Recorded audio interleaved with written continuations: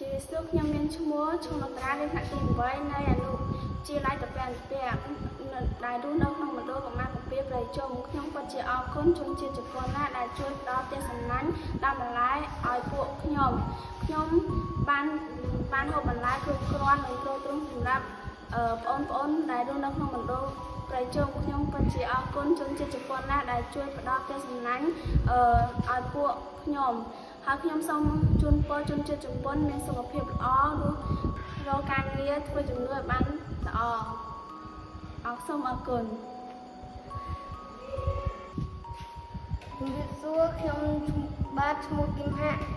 កែប្រុសអាយុ13ឆ្នាំរៀននៅសាលា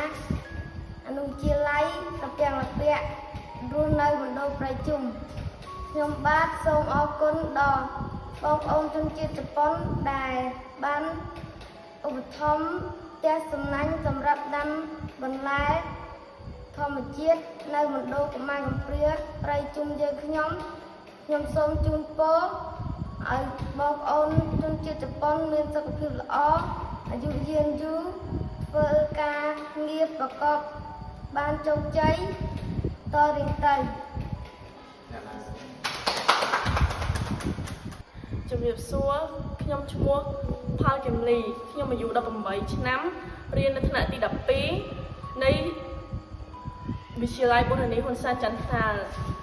សប្តាហ៍ថ្ងៃនាងខ្ញុំរស់នៅមណ្ឌលកម្មាកំព្រាប្រៃជុំខ្ញុំសូមអរគុណចំពោះប្រជាជនជប៉ុនដែលបានជួយរោងបន្លែដល់ពួកខ្ញុំដើម្បីឲ្យពួកខ្ញុំនិងបងប្អូនបានបន្លែស្រស់ៗហូបរាល់ថ្ងៃនិងដើម្បីពួកខ្ញុំមានសុខភាពល្អ In the end I wish Japanese people good healthy and happy and success in your life